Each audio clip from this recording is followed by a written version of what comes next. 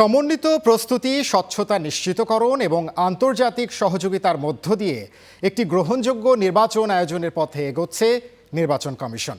এ লক্ষ্যেই বিকেলে নির্বাচন কমিশন ভবনে পোস্টাল ভোটিংয়ের সর্বশেষ অবস্থা নিয়ে সংশ্লিষ্টদের সঙ্গে সভা করেছে ইসি। সভায় জানানো হয়, পোস্টাল ব্যালটে প্রতীক পরিবর্তনের কোনো সুযোগ নেই। বিস্তারিত প্রতিবেদনে জানাচ্ছেন শাহিনুল ইসলাম। অংশগ্রহণমূলক ও গ্রহণযোগ্য নির্বাচন আয়োজনকে সামনে রেখে বিশাল কর্মযজ্ঞ গুছিয়ে আনছে নির্বাচন কমিশন। কেন্দ্র ব্যবস্থাপনা, আইন শৃঙ্খলা পরিস্থিতি, কূটনৈতিক যোগাযোগ, পোস্টাল ভোটিং এবং ভোট গ্রহণ পদ্ধতি সব দিকে চলছে সমন্বিত প্রস্তুতি।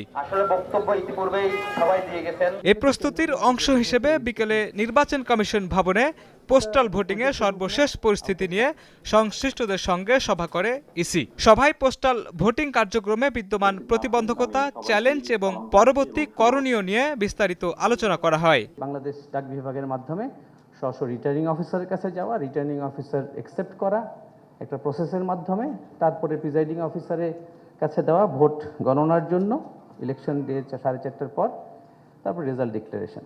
প্রবাসী বিভিন্ন রকম সংগঠনের নেতৃবৃন্দকে নিয়ে আমরা একটা মিটিং করছি, তাদেরকে এ ব্যাপারে সজাগ করার জন্য, সচেতন করার জন্য, যাতে করে সুন্দরভাবে তারা যেন এই ভোটটা কাস্ট করে। সভায় প্রশ্নোত্তর পর্বে রাজনৈতিক দলগুলোর প্রতিনিধিরা অংশ নেন। এ সময় ইসির অতিরিক্ত সচিব জানান, ভোটের ছবি প্রকাশ করলে সংশ্লিষ্ট ভোটারের ভোটার আইডি ও পাসপোর্ট ব্লক করবে নির্বাচন কমিশন। আমরা সমস্ত দূতাবাসকে বলেছি স্ব দেশের ডাক বিভাগের সাথে যোগাযোগ করে তারা যেন যার ভোট, যার ব্যালট তার কাছে ব্যতীত অন্য কারোর কাছে না যায়। সভায় প্রার্থীরা পোস্টাল ব্যালটে প্রতীকের ধারাবাহিকতা পুনর্বিবেচনার সুযোগ চাইলে কমিশন জানায়, সময় স্বল্পতার কারণে তা সম্ভব হচ্ছে না।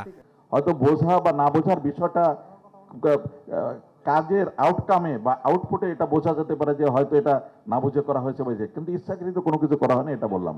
এদিকে দুপুরে ঢাকায় নিযুক্ত সুইডিশ রাষ্ট্রদূত নিকোলাস উইক্সের সঙ্গে বৈঠক করেন প্রধান নির্বাচন কমিশনার। বৈঠক শেষে ইসির জ্যেষ্ঠ সচিব জানান, ভুল তথ্য, অপতথ্য, নির্বাচনকালীন নিরাপত্তা সহ সার্বিক প্রস্তুতি নিয়ে জানতে চেয়েছেন সুইডিশ রাষ্ট্রদূত।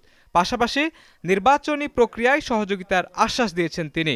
মিসইনফরমেশন, ডিসইনফরমেশনের সম্পর্কে আর কি জানতে চেয়েছিলেন, তো এই হচ্ছে। এবং আরেকটা জিনিস শেষে বলেছেন যে দে আর হ্যাপি উইথ দ্য ব্রিফিং, এবং বলেছেন যে আমাদের যদি কোনো সহযোগিতা লাগে তাহলে আমরা যেন ওনাদেরকে বলি, এটা তারা তাদের সাধ্য মতন চেষ্টা করবেন। নির্বাচন কমিশনের তথ্য অনুযায়ী এবারের পোস্টাল ভোটে অনুমোদিত ভোটারের সংখ্যা 15,28,130 জন। তবে রেজিস্ট্রেশন প্রক্রিয়ায় ভুলের কারণে বাদ পড়েছে 5,553টি আবেদন। শাহিনুল ইসলাম সাগর, চ্যানেল 9, ঢাকা।